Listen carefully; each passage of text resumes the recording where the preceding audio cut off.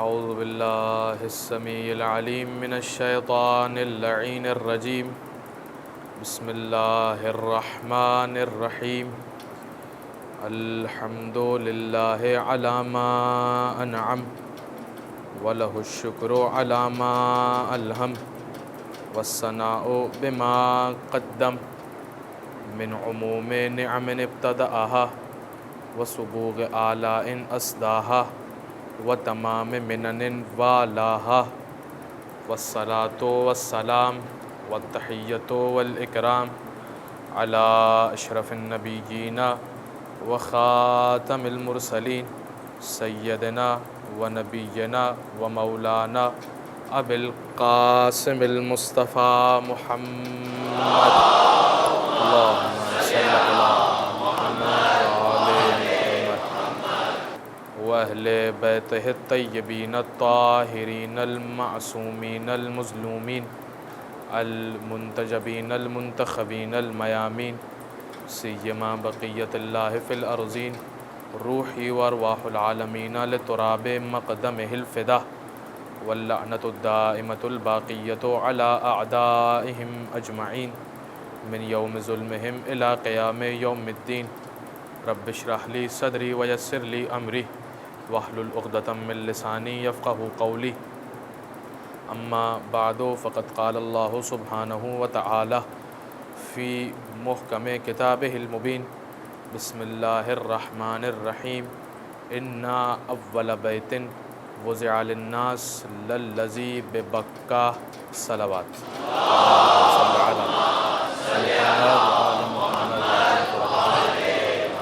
سامعین محترم، 8ویں محرم الحرام کی یہ نشست ہے کہ جس میں سورہ آل عمران کی ایک آیت کو آپ کے سامنے سرنامہ کلام کے طور پر پڑھنے کا شرف حاصل کیا، جس میں خداوند متعال ارشاد فرما رہا ہے انا اول بیت وضع للناس للذی ببکہ، کہ وہ پہلا گھر جو عبادت کے لیے لوگوں کے لیے بنایا گیا وہ بکہ میں ہے، یعنی مکہ کے اندر۔ مکہ کا دوسرا نام بکہ۔ خداوند متعال ارشاد فرما رہا ہے کہ پہلا گھر جو لوگوں کے لیے بنایا گیا وہ مکہ میں ہے۔ حالانکہ ڈائریکٹلی اس آیت کے اوپر آج گفتگو کرنا مقصود نہیں ہے، فقط اس آیت کے ایک لفظ سے استفادہ کرنا مقصود ہے، جس میں خداوند متعال بیت کا لفظ استعمال کر رہا ہے کہ پہلا گھر، پہلا بیت جو بنایا گیا وہ مکہ میں ہے۔ 8ویں محرم الحرام ہے۔ آج کا دن بر صغیر میں بہت سی جگہوں پر حضرت عباس سے منسوب ہے، حضرت ابو الفضل سے منسوب ہے، تو چاہا کہ کچھ گفتگو حضرت عباس کے حوالے سے کی جائے۔ دیکھیں، جب بھی ہم لفظ عباس سنتے ہیں تو ہمارے ذہن میں کیا آتا ہے؟ ہمارے ذہن میں وفاداری آتی ہے، ہمارے ذہن میں شجاعت آتی ہے، ہمارے ذہن میں وہ شخصیت آ جاتی ہے کہ جو بہت شجاع ہے، کہ جو بہت جنگجو ہے، جو بہت زیادہ بہادر ہے، میدان میں ڈٹ کر مقابلہ کرنے والا ہے۔ ہمارے ذہن میں عباس لفظ سن کر یہ سارے خیالات، تصورات آ جاتے ہیں۔ لیکن آج میں چاہ رہا تھا کہ حضرت عباس کے علم کے حوالے سے گفتگو کی جائے۔ دیکھیے، حضرت عباس جتنے بڑے بہادر ہیں اتنے ہی بڑے عالم دین، اتنے ہی بڑے عالم، اتنے ہی بڑے مفکر۔ کتب میں یہ لکھا ہے کہ ان العباس اخذ علما جما، کہ حضرت عباس نے بہت کثیر علم حاصل کر لیا فی اوائل عمرہ، اپنے زندگی کے آغاز ہی میں، یعنی بہت کم سنی کے عالم میں ہی بہت سارا علم حاصل کر لیا۔ اور کس سے حاصل کیا؟ ذرا دیکھیے، عن ابی ہے، اپنے والد سے حاصل کیا، عن امہ، اپنی والدہ سے حاصل کیا، وعن اخواتہ، اور اپنے بھائی بہنوں سے حاصل کیا۔ دیکھیے جناب ام البنین کیا مرتبہ ہے واقعاً، اور ان کے عالمہ ہونے میں کسی کو کوئی شک نہیں ہے۔ کتب میں مذکور ہے کہ جناب ام البنین عالمہ تھی۔ تو لکھا یہ ہے کہ جناب ابو الفضل نے بہت ہی کم سنی کے عالم میں اپنے والد، اپنی ماں اور اپنے بھائی بہنوں سے علم حاصل کیا۔ ذرا دیکھیے کہ عباس کے والد کون ہیں؟ ان ابی ہے، اپنے باپ سے علم حاصل کیا۔ تو ذرا دیکھیے، باپ ہے امیر المومنین، باپ ہے امیر المومنین، اور ماں کون ہے؟ وَأَنْ أُمِّهِ، اپنی ماں سے علم حاصل کیا۔ تو ماں کون ہے؟ ماں ہے ام البنین۔ باپ ہے امیر المومنین امام، ماں ہے ام البنین۔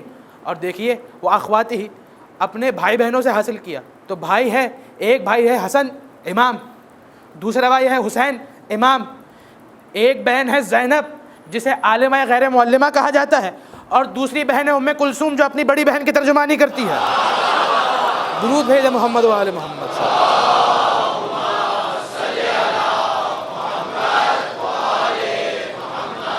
تو ان شخصیات سے عباس علمدار نے علم حاصل کیا۔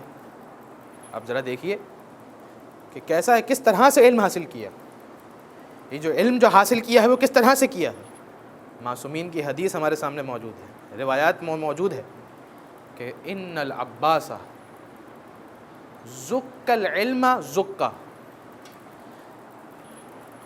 عباس کو اس طرح سے علم دیا گیا، ان العباس زک العلم زکا، کہ عباس کو اس طرح سے علم دیا گیا کہ جیسے پرندہ اپنے بچے کو دانہ دیا کرتا ہے۔ پرندہ اپنے بچے کو دانہ دیا کرتا ہے۔ بھائی اس تشبیہ سے دو باتیں سامنے آتی ہیں، دو باتیں سامنے آتی ہیں۔ پہلی بات تو یہ کہ پرندہ اپنے بچے کو اتنا جب دانہ دیتا ہے تو اتنا دیتا ہے کہ وہ سیر ہو جائے۔ جب پرندہ اپنے بچے کو دانہ دیتا ہے تو اتنا دیتا ہے کہ وہ سیر ہو جائے، یعنی عباس کو اتنا علم دیا گیا کہ اس کے بعد کسی علم کی ضرورت باقی نہیں رہی۔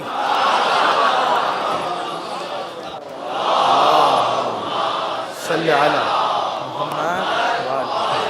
عباس کو اتنا علم دیا گیا کہ جس کے بعد کسی علم کی ضرورت باقی نہیں رہی۔ یہ ہے پہلی بات۔ اور دوسری بات کیا ہے؟ دوسری بات وہ یہ ہے کہ جب پرندہ اپنے بچے کو رزق پہنچاتا ہے تو کب پہنچاتا ہے؟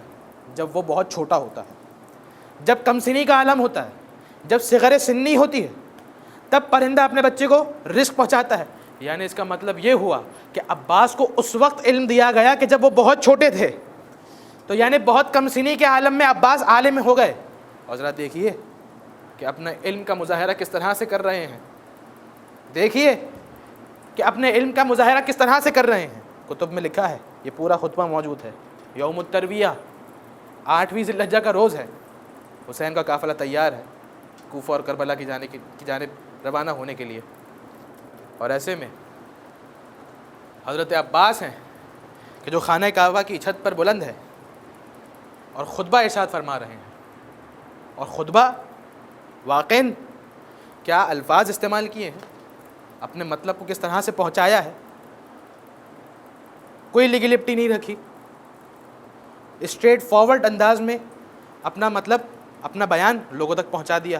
لوگ موجود ہیں خانہ کعبہ کے گرد، یوم الترویہ جس دن تلبیہ پڑھا جاتا ہے، خانہ کعبہ میں تمام افراد موجود ہوتے ہیں، عرفات جانے کی تیاری کر رہے ہوتے ہیں، اور ایسے میں حسین کا قافلہ ہے کہ جو کربلا کی جانب رواں دوا ہے، کربلا جانے کے لیے تیار ہے، اور ایسے میں حضرت ابوالفضل خانہ کعبہ کی چھت پر بلند ہوتے ہیں اور ایک معرکۃ العراء خطبہ دیتے ہیں۔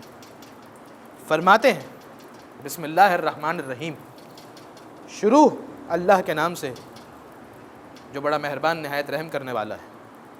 اور ذرا دیکھیے کہ کس طرح سے خانہ کعبہ کے شرف کو بیان کیا، کیا انداز ہے خانہ کعبہ کے شرف کو بیان کرنے کا، کہ ایک ہاتھ سے اشارہ کیا خانہ کعبہ کی جانب اور ایک ہاتھ سے اشارہ کیا حسین ابن علی کی جانب، ایک ہاتھ سے اشارہ کیا خانہ کعبہ کی جانب اور ایک ہاتھ ہے حسین مظلوم کی جانب، اور اس کے بعد فرمانے لگے، اب ذرا دیکھیے یہ عباس کی شان ہے، عباس کا شرف ہے کہ عباس ہے خطیب، حسین ہے سامع، حسین ہے سننے والا۔ اور ذرا دیکھیے فرمانے لگے، ایک ہاتھ سے اشارہ کیا خانہ کعبہ کی جانب اور ایک ہاتھ سے اشارہ کیا حسین مظلوم کی جانب، اور فرمانے لگے الحمدللہ الذی شرف ھذا بقدوم ابی، ہے کہ حمد ہے اس پروردگار کی، حمد ہے اس پروردگار کی کہ جس نے اس خانہ کعبہ کو حسین کے بابا کے قدم کی بدولت مشرف کر دیا. یہ خانہ کعبہ کا شرف ہے کہ جس میں علی کے قدم آئے تو وہ مشرف ہو گیا. اور اب دیکھیے کہ علی کے قدم آنے سے ہوا کیا, علی کے اس خانہ کعبہ میں قدم آنے سے ہوا کیا. فرمانے لگے من کان بالامس بیتن اصبح قبلتن. یہ خانہ کعبہ کل تک گھر تھا. وہ سرنامہ کلام کی آیت آپ کے ذہنوں میں محفوظ ہے, ان اول بیت وضع للناس للذی ببکہ. خدا کہہ رہا ہے پہلا گھر جو لوگوں کے لیے تعمیر کیا گیا وہ بکہ میں ہے. اور عباس کہہ رہے ہیں کہ علی کے آنے سے پہلے یہ صرف گھر تھا, جب علی آئے یہ قبلہ بن گیا. درود بھیجے محمد و آل محمد.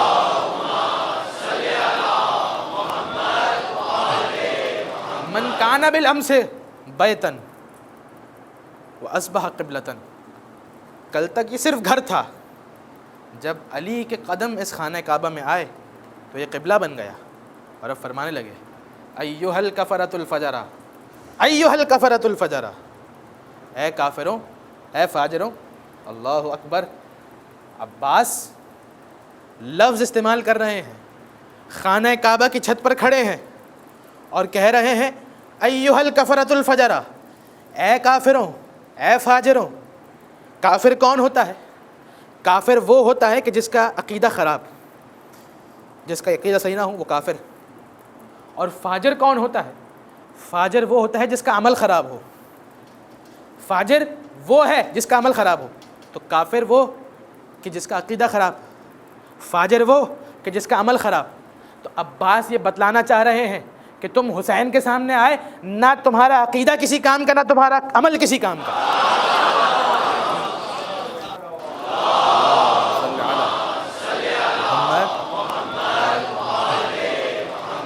نہ تمہارا عقیدہ کسی کام کا, تمہارا عقیدہ بھی خراب.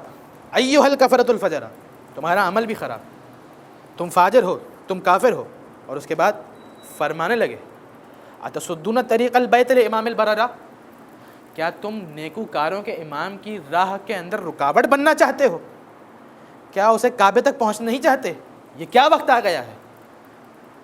یعنی عباس ایکسپوز کر رہے ہیں کہ کیا تم حسین کے راہ میں رکاوٹ بننا چاہتے ہو؟ کیا تم حسین کی راہ میں رکاوٹیں ڈال رہے ہو؟ کیا اسے کعبے تک پہنچنے نہیں دو گے؟ پھر فرمانے لگے من ہوا احق بہ من سائر البریہ ومن ہوا ادنی بہ. کس کا پوری کائنات میں سب سے زیادہ حق ہے کہ وہ حسین کے علاوہ کہ وہ آئے اور خانہ کعبہ کا طواف کرے؟ اور کون ہے کہ جس کے پاس یہ حسین سے زیادہ حق ہے کہ وہ خانہ کعبہ کے قریب جائے؟ کون ہے جو حسین سے زیادہ اس بات کا سزاوار ہے کہ وہ خانہ کعبہ کا طواف کرے؟ اور کون ہے جو حسین سے زیادہ سزاوار ہے کہ وہ خانہ کعبہ کے قریب جائے؟ پھر فرمانے لگے ولولا حکم اللہ الجلیہ واسرارہ العلیہ واختبارہ البریہ لطار البیت الیہ قبل ان یمشی لدیہ. کہ اگر خداوند متعال کے حکمتیں نہ ہوتی, ذرا دیکھیے یہ عباس ہیں جو خطاب کر رہے ہیں, عباس ہیں جو حسین کی شان بیان کر رہے ہیں, حسین کے فضائل بیان کر رہے ہیں. اور فرماتے ہیں کہ اگر خداوند متعال کی حکمتیں نہ ہوتیں, خداوند متعال کے اسرار بالا نہ ہوتے, اور خداوند متعال لوگوں کا امتحان نہ چاہ رہا ہوتا, اگر لوگوں کا امتحان مقصود نہ ہوتا تو یہ خانہ کعبہ جو تم دیکھ رہے ہو یہ اڑتا اور حسین کی خدمت میں پہنچ جاتا. لطار البیت, یہ خانہ کعبہ اڑتا اور حسین کی خدمت میں پہنچ جاتا اس سے پہلے کہ حسین اس کے پاس آتے. یہ خانہ کعبہ کا شرف ہے کہ علی اس میں آ رہے ہیں. یہ خانہ کعبہ کا شرف ہے کہ حسین کی خدمت میں جا رہا ہے. خداوند متعال کی اگر حکمتیں نہ ہوتی تو عباس کہہ رہے ہیں کہ یہ خانہ کعبہ اڑتا اور حسین کی خدمت میں پہنچ جاتا. لطار البیت, یہ خانہ کعبہ اڑتا اور حسین کی خدمت میں پہنچ جاتا. اور اب جو بات کر رہے ہیں کمال بات ہے, واقعاً ذرا سنیے. فرمانے لگے قد استلم الناس الحجر والحجر یستلم یدیہ. لوگ اپنے لیے شرف سمجھتے ہیں کہ وہ اس حجر اسود کو بوسہ دیں. لوگ اپنے لیے شرف سمجھتے ہیں, اپنے لیے فضیلت سمجھتے ہیں کہ وہ اس حجر اسود کو سلام کریں, بوسہ دیں. اور یہ حجر اسود ہے جو اپنے لیے شرف سمجھتا ہے کہ وہ حسین کے ہاتھوں کو بوسہ دے۔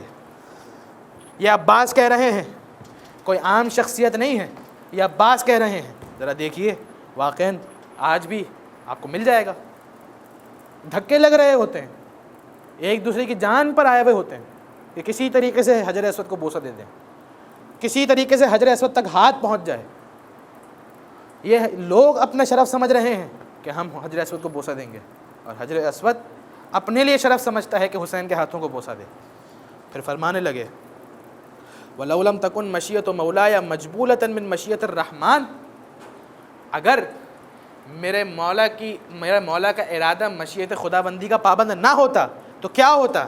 ذرا دیکھیے عباس کیا فرما رہے ہیں، اگر مولا کا ارادہ مشیت رحمان کا پابند نہ ہوتا تو ذرا دیکھو کیا ہوتا۔ لَوَقَعْتُ عَلَيْكُمْ كَالصَّقْرِ الْغَضْبَانِ عَلَىٰ أَصَافِيرِ الطَّيْرَانِ، کہ میں تم پر اس طرح سے جھپٹتا، اگر میرے مولا کا ارادہ مشیت خداوندی کا پابند نہ ہوتا تو میں تم پر اس طرح سے جھپٹتا کہ جیسے کوئی غضبناک باز چڑیوں پر جھپٹتا ہے، جیسے کوئی غضبناک باز چڑیوں پر جھپٹتا ہے۔ اور پھر فرمانے لگے کہ دیکھو اتخوفون قوما يلعبوا بالموت في الطفولیت فكيف كان في الرجولیت، کیا تم ان لوگوں کو ڈرانے لگے ہو؟ کیا تم ان کو ڈرانا چاہتے ہو کہ جو اپنے بچپن میں موت سے کھیلا کرتے تھے، جو اپنے بچپن میں موت سے کھیلا کرتے تھے؟ تو ذرا دیکھو ان کا جوانی میں کیا حال ہوگا، کیا عالم ہوگا ان کا جوانی میں۔ جب وہ بچپن میں موت سے کھیلتے تھے تو جوانی میں کیا عالم ہوگا۔ اور ذرا دیکھیں کہ پھر فرماتے ہیں وَلَفَدَيْتُ بِالْحَامَّاتِ لِسَيِّدِ الْبَرِيَّاتِ دُونَ الْحَيْوَانَاتِ، میں اپنے تمام رفقا کے ساتھ یہ اس بات کا ارادہ کر چکا ہوں، یہ تہیہ کر چکا ہوں کہ نیکوکاروں کے سردار پر فدا ہو جاؤں، اپنی جان قربان کر دوں۔ یہ عباس اپنی وفاداری کا اعلان کر رہے ہیں کہ حسین سے میں اس قدر وفادار ہوں کہ میں ارادہ کر چکا ہوں کہ اپنے تمام رفقا کے ساتھ امام حسین پر قربان ہو جاؤں۔ پھر فرمانے لگے ہئی ہاتھ وائے ہو تم پر، اب یہ ایکسپوز کر رہے ہیں، یہ ان لوگوں کو ایکسپوز کر رہے ہیں۔ فرمانے لگے ہئی ہاتھ وائے ہو تم پر، فنظرو ثم منظرو، دیکھو اور پھر دیکھو، ہئی ہاتھ وائے ہو تم پر، فنظرو ثم منظرو، دیکھو اور پھر دیکھو، کیا دیکھو؟ ممن شارب الخمر و ممن صاحب الحوض والکوثر، کہ کون ہے کہ جو شراب پیتا ہے اور کون ہے کہ جو حوض کوثر کا مالک ہے، کون ہے جو شراب پی رہا ہے اور کون ہے جو حوض اور کوثر کا مالک ہے۔ پھر فرمانے لگے وَمِمَّنْ فِي الْبَيْتِ الْغَوَّانِيُّ السُّكْرَانِ وَمِمَّنْ فِي بَيْتِهِ الْوَحْيُ وَالْقُرْآنِ، کہ کون ہے کہ جس کے گھر میں مست شراب کے نشے میں دھت ناچنے والے ہیں، اور کون ہے کہ جس کے گھر میں وحی اور قرآن نازل ہوا، کون ہے کہ جس کے گھر میں وحی اور قرآن نازل ہوا۔ یہ ایکسپوز کر رہے ہیں، ذرا پہچانو کہ وہ کون ہے اور یہ کون ہے۔ یہ حسین کی فضیلتیں بیان کر رہے ہیں۔ پھر فرمانے لگے وَمِمَّنْ فِي بَيْتِهِ اللَّهْوَاتُ وَالدَّنَسَاتُ وَمِمَّنْ فِي بَيْتِهِ التَّطْهِيرُ وَالْآيَاتُ، کہ کون ہے کہ جس کے گھر میں لہو و لعب اور نجاستیں ہیں، اور کون ہے کہ جس کے گھر میں تطہیر، پاکیزگی اور آیات قرآنی کا ڈیرا ہے۔ ذرا پہچانو، دیکھو کہ کون ہے کہ جس کے گھر میں نجاستیں ہیں اور کون ہے کہ جس کے گھر میں پاکیزگی ہی پاکیزگی ہے۔ اور پھر فرمانے لگے وَأَنْتُمْ وَقَعْتُمْ فِي الْغَلَطَةِ الَّتِي قَدْ وَقَعَتْ فِيهَا الْقُرَيْشُ، کہ تم ایسے دھوکے میں گرفتار ہو گئے ہو۔ یہ وہ دھوکہ ہے جو قریش کو بھی تھا، یہ وہ دھوکہ ہے جو قریش کو بھی تھا۔ وہ دھوکہ کیا تھا؟ وہ دھوکہ کیا تھا؟ وہ دھوکہ اس دھوکے میں تھے لأنہم ارادوا قتل رسول اللہ صلی اللہ علیہ وآلہ وانتم تريدون قتل ابن بنت نبیکم، کہ وہ رسول خدا کے قتل کا ارادہ رکھتے تھے اور تم اپنے نبی کی بیٹی کے بیٹے کو قتل کا ارادہ رکھتے ہو۔ وہ بھی دھوکے میں تھے اور تم بھی دھوکے میں ہو۔ وہ یہ ارادہ رکھتے تھے کہ رسول خدا کو قتل کر دیں گے، تم یہ ارادہ کرتے ہو کہ حسین کو قتل کر دو گے۔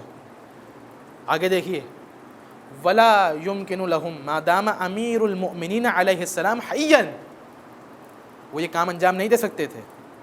جو قریش یہ ارادہ کیے بیٹھے تھے کہ رسول خدا کو قتل کر دیں گے, وہ یہ کام انجام نہیں دے سکتے تھے. کیوں؟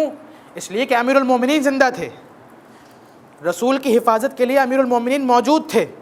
جب تک امیر المومنین موجود تھے تب تک کسی میں اتنی جرأت نہیں تھی کہ اللہ کے رسول کو آنکھ اٹھا کر دیکھ سکے. ذرا دیکھیے غدیر والی مجلس کے اندر میں نے آپ کے سامنے وہ فقرہ پیش کیا تھا کہ اللہ نے اس موقع پر فرمایا کہ واللہ یعصمک من الناس, اے حبیب اللہ آپ کی حفاظت کرے گا. جب توحید پہنچانے کی باری آئی تب نہیں کہا واللہ یعصمک من الناس. جب رسالت پہنچانے کی باری آئی تب نہیں کہا, اس لیے کہ خدا بتلانا چاہ رہا ہے کہ جب تم ہماری توحید کو پہنچا رہے تھے, تم اپنی رسالت کو پہنچا رہے تھے, علی تمہاری حفاظت کو موجود تھا. اب جب تم علی کی ولایت پہنچا رہے ہو تو ہم تمہاری حفاظت کریں گے. درود بھیج محمد وعلیہ.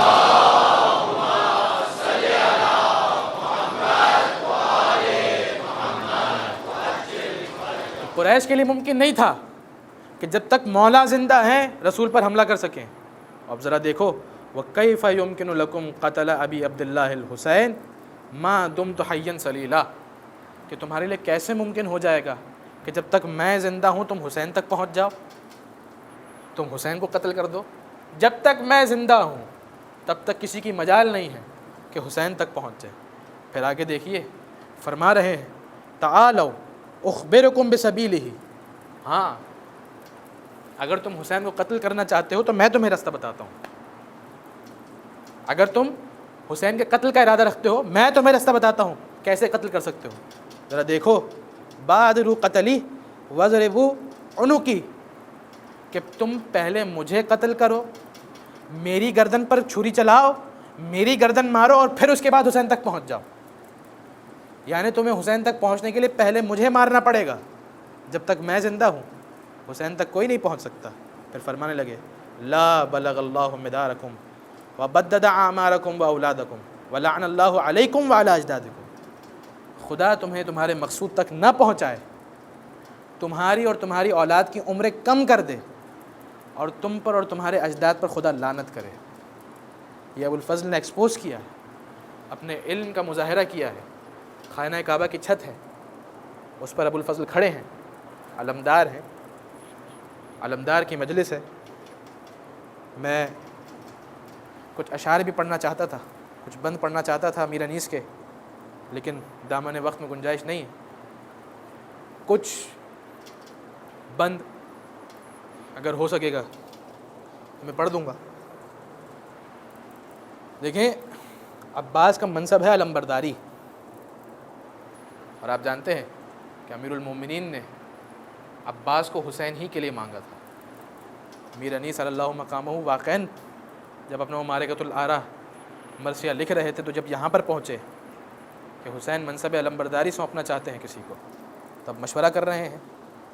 اور کس سے مشورہ کر رہے ہیں؟ جناب زینب سے مشورہ کر رہے ہیں, اور فرما رہے ہیں کہ اب تم جسے کہو اسے دیں فوج کا علم, اب تم جسے کہو اسے دے فوج کا علم, کی عرض جو صلاح ہے سہے آسماں حشم. فرمایا جب سے اٹھ گئیں زہرائے با کرم, اس دن سے تم کو ماں کی جگہ جانتے ہیں ہم. دیکھیے حسین نے زینب کا اس طرح سے احترام کیا جیسے ایک بیٹا اپنی ماں کا احترام کیا کرتا. حسین نے بھی انہیں ماں سے کم نہیں سمجھا, حسین نے ماں سے کم نہیں سمجھا. اس دن سے تم کو ماں کی جگہ جانتے ہیں ہم. مالک ہو تم, بزرگ کوئی ہو کہ خرد ہو, جس کو کہو اسی کو یہ عہدہ سپرد ہو. جناب زینب سے کہہ رہے ہیں تم جسے کہو گی ہم اسی عہدہ سپرد کر دیں گے. اور اس کے بعد جناب زینب فرما رہی ہیں, کیا فرما رہی ہیں؟ بولی بہن کہ آپ بھی تو لیں کسی کا نام, بولی بہن کہ آپ بھی تو لیں کسی کا نام, ہے کس طرف توجہ ہے سردار خاص و عام, قرآن کے بعد ہے تو ہے بس آپ کا کلام. گر مجھ سے پوچھتے ہیں شہ آسماں مقام, شوقت میں قد میں شان میں ہم سر کوئی نہیں, عباس نامدار سے بہتر کوئی نہیں. اللہم صلی علی محمد وعلی محمد.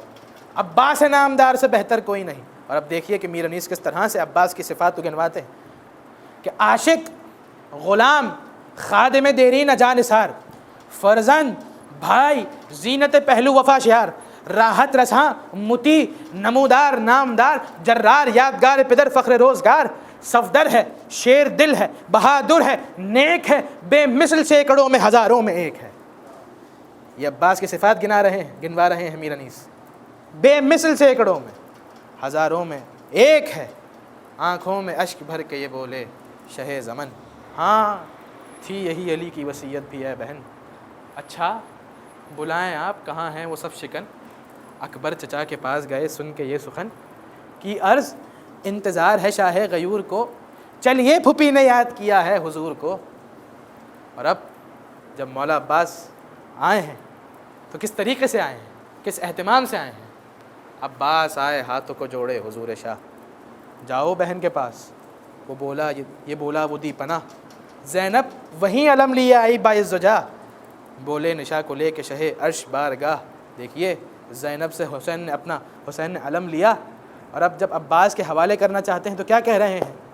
بولے نشا کو لے کے شہ عرش بارگاہ، ان کی خوشی وہ ہے، زینب کی طرف اشارہ کیا کہ ان کی خوشی وہ ہے جو رضا پنجتن کی ہے، لو بھائی لو علم یہ عنایت بہن کی ہے، لو بھائی لو علم یہ عنایت بہن کی ہے، رکھ کر علم پہ ہاتھ جھکا وہ فلک پکار، ہمشیر کے قدم پہ ملا منہ با افتخار، زینب بلائیں لے کے یہ بولی کہ میں نثار، عباس فاطمہ کی کمائی سے ہوشیار، ہو جائے آج صلح کی صورت تو کل چلو، ان آفتوں سے بھائی کو لے کر نکل چلو۔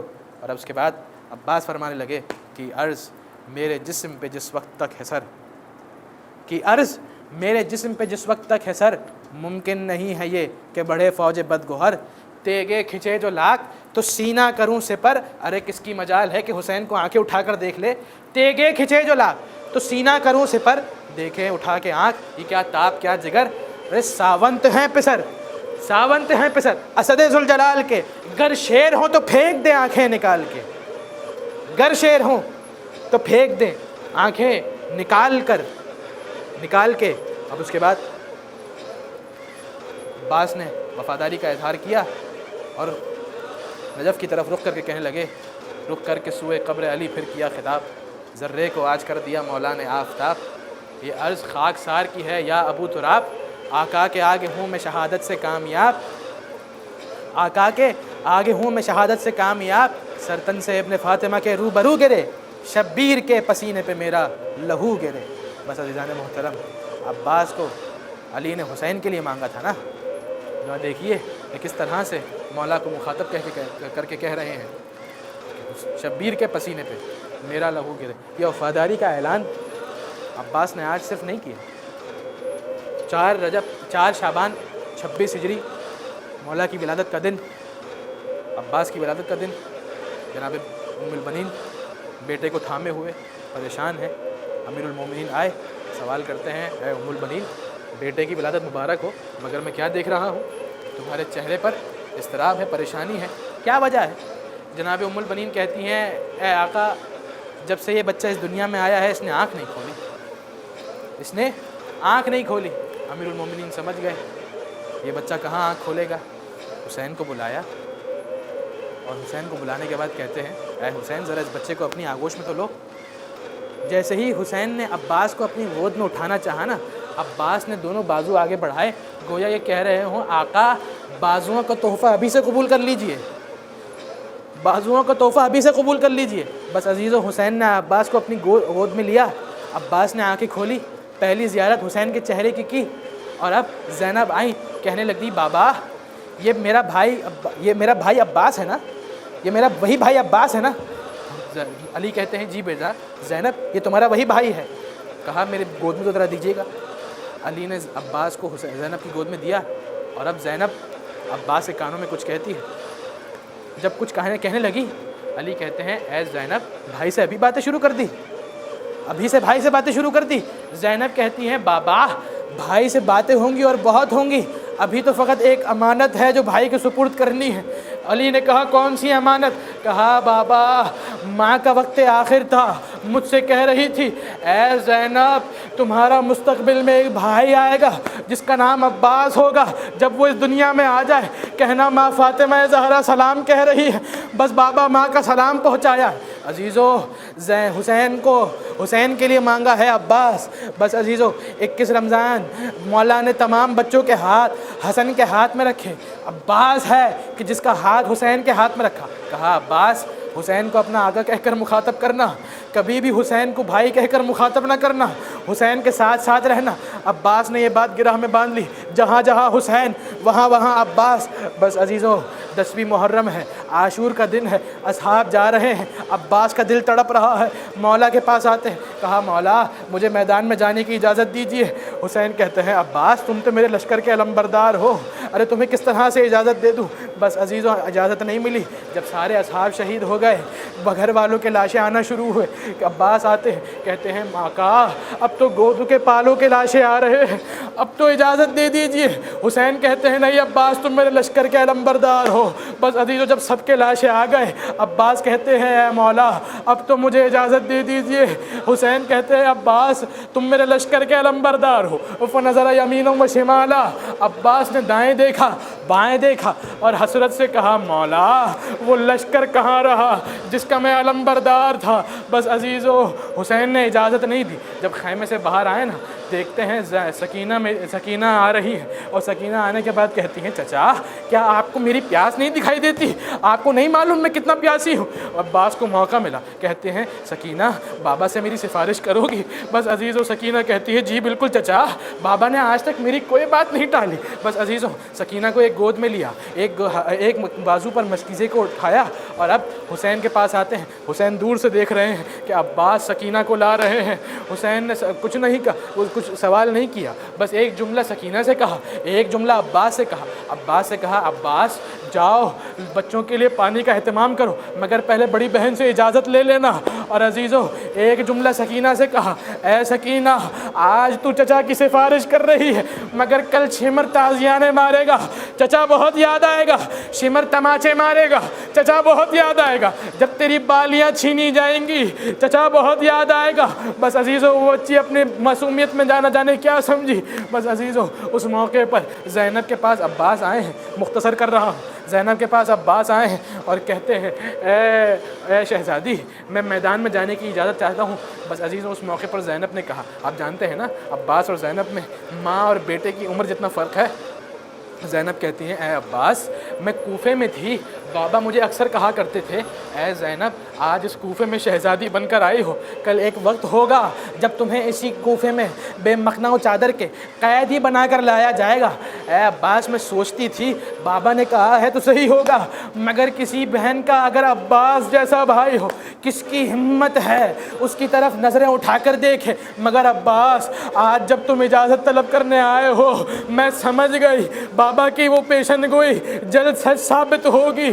بس عزیزو ایک مرتبہ بیویوں کو مخاطب کر کے کہا اے بیویوں تمہارے پردے کی جو میں نے ضمانت لی تھی آج وہ ضمانت واپس لیتی ہوں, میرا بھائی عباس جا رہا ہے. بس عزیزو عباس نے علم کو اٹھایا, اور اب علم کو اٹھانے کے بعد جب چلے ہیں نا میدان کی جانب, سکینہ نے سارے بچوں کو جمع کیا اور کہنے لگی دیکھو وہ جو علم جا رہا ہے نا میرے چچا کا علم ہے, ابھی کچھ دیر بعد میرے چچا واپس آئیں گے اور تم سب کو پانی مل جائے گا. بس عزیزو سکینہ نے دیکھا علم گیا, کچھ دیر کے لیے علم غائب ہوا. عباس نے مشکیزہ بھرا, اور اب جب واپس آنا چاہتے ہیں نا تو واپس علم دکھائی دیا. بچوں کی امید بند گئی, اور اب کچھ دیر بعد سکینہ دیکھتی ہے کہ علم دائیں طرف جھکا, بچوں کا دل تڑپنے لگا. پھر کچھ دیر بعد دیکھتی ہے کہ علم سنبھل گیا, پھر دیکھا کہ علم بائیں طرف جھکا, بچوں کا دل تڑپنے لگا, میرے چچا کی خیر ہو. بس کچھ دیر بعد جب واپس علم سنبھلا اور اس کے بعد بچوں کا دل واپس بحال ہوا, کہا ہمارے چچا واپس آ رہے ہیں. کچھ دیر بعد عمر سعد نے حکم دیا اے حرملہ کچھ اس طرح سے کر یہ پانی خیموں میں نہ پہنچ سکے. حرملہ نے تیر کمان میں جوڑا, اب جو رہا کیا مشق سکینہ میں پیوست ہوا. عباس کی امید ٹوٹی, بچوں نے علم گرتا ہوا دیکھا. سکینہ نے گر کر کہا چچا مجھے پانی نہیں چاہیے, چچا واپس آ جائیے. اور ایک موقع پر حسین نے گر کر کہا اے عباس تیرے جانے سے دو کام ہوں گے, وہ آنکھیں جو چین سے سویا کرتی تھی اب جاگا کریں گی, اور وہ آنکھیں جو جاگا کرتی تھی اب چین سے سوئیں گی. اے عباس تیرے ہونے سے زینب چین کی نیند سویا کرتی تھی, اب زینب زینب ہمیشہ جاگا کرے گی، اور اے عباس تیرے ہونے سے فوج اشقیاء جو خوف کھایا کرتی تھی اب وہ چین کی نیند سے۔ الا ولعنۃ اللہ علی القوم الظالمین وسيعلم الذين ظلموا قال محمد نبی بار اللہ محمد وعلی محمد کا اس قلیل عبادت کو اپنی بارگاہ میں قبول فرما، عزاداری عزاداروں خانوں کی حفاظت فرما، ہمارے تمام شہداء اور مرحومین کی مغفرت فرما، وطن عزیز پاکستان کو استحکام عطا فرما، امام زمانہ کے ظہور میں تعجیل فرما، ہمیں ان کے اعوان و انصار میں شمار فرما۔